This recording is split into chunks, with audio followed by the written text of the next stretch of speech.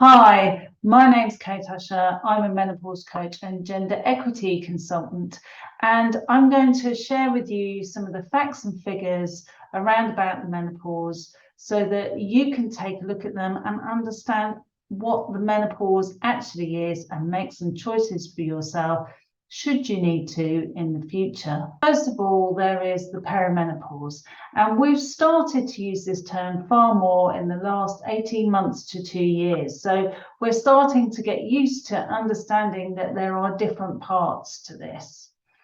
And peri basically just means around, and it's the time at which you start to experience those symptoms. And it's important to note that going into perimenopause, that your fertility remains as it was prior to that point. However, it does decline as you go right through until your very last period during your menopause.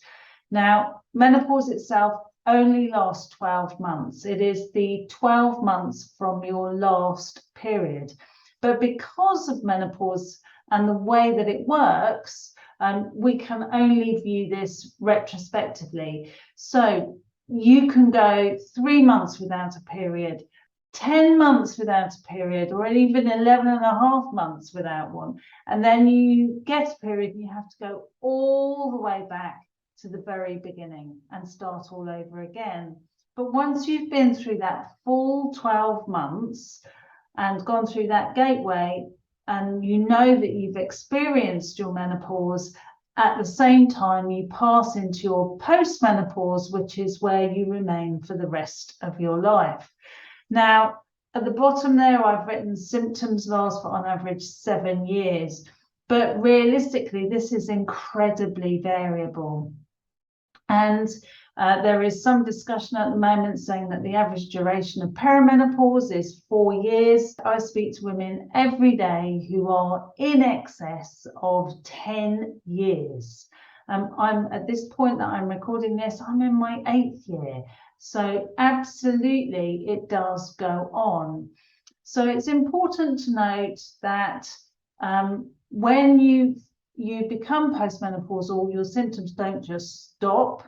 They can go on for some time, and they tend not to have like a hard stop. They tend to kind of peter out, and you just suddenly realize one day that maybe you're not experiencing some of those symptoms in the way that you used to. And for some, and I know that was my story, that when I reached postmenopause, I thought that my symptoms would calm down, and in actual fact, they got much, much worse.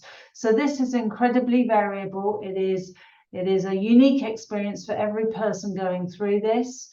So every woman, trans man, and some non-binary people will have a menopause. It is a fact of our lives. And the average age of menopause in the West is somewhere between 49 and 51, depending on ethnicity. And the average age you'll be to experience those symptoms is somewhere between 45 and 55. Now, there are 3 key variables. Yes, it gets even more complicated. So we've talked about duration, the fact that it can go from 4 years to in excess of 10 years. And we'll discuss symptoms at length in a moment. But severity is something that we don't discuss. But if you took 4 of us and we sat around a table drinking tea, then one of us would be thinking, do you know what, this menopause thing, I don't know what all the fuss is about. I've sailed through without any problems whatsoever. Yes, I've had some variable periods, but hey, you know, there is no issue whatsoever. Now, 2 of us would be thinking, yeah, you know, some of these symptoms can be tricky. They can be difficult. But I think with a little bit of support and maybe some lifestyle changes, I'm going to get through this without any problems whatsoever. But the last person is going to be having a life-changing, debilitating experience. And they are going to be sat there thinking, I don't know how I'm going to make it through this in one piece. This is utterly unique to each individual experiencing it. It is as unique as your fingerprint. So let's take a look at those symptoms. Now, there are 40 of them here. And the top 5 in the left there in orange are the ones that we tend to talk about, that we tend to know about. Now, I think when I started my menopause all those years ago, that I did not know those 5. I probably knew 1, 2, 3. 3 I knew about. And I thought it would last a year. How wrong could I be? Very wrong, it turns out. You can see by this list that every single aspect of our lives is impacted by our menopausal symptoms.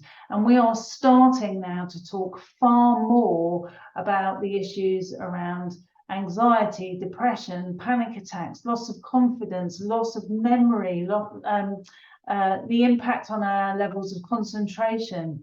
And the last 2, and including loss of verbal recall, we tend to sort of lump them together in that cute and cuddly name of brain fog, but it doesn't feel like that. It feels really scary because you can be talking and then suddenly it's all gone. What you were thinking, the point you were going to make, all of that has gone completely. And it is very frequently the symptom that makes people stand back, that makes people think, I'm not going to go for that project, I'm not going to go for that promotion, that job. It makes them step back into the shadows and become very quiet indeed. That's something that we need to recognise and provide workarounds for.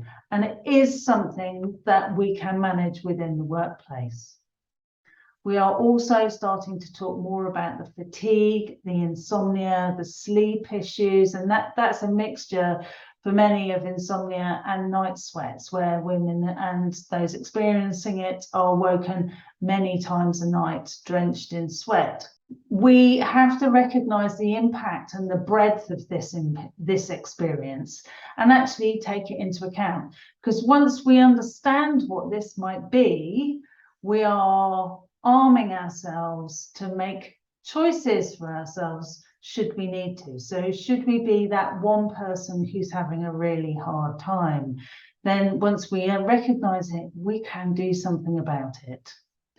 So my name's Kate Usher. If you want to get in contact with me, by all means, I'm on all that social media, or you can go to my website, or alternatively, there's my book. You can read that too. So if you've got any questions, please do get in touch.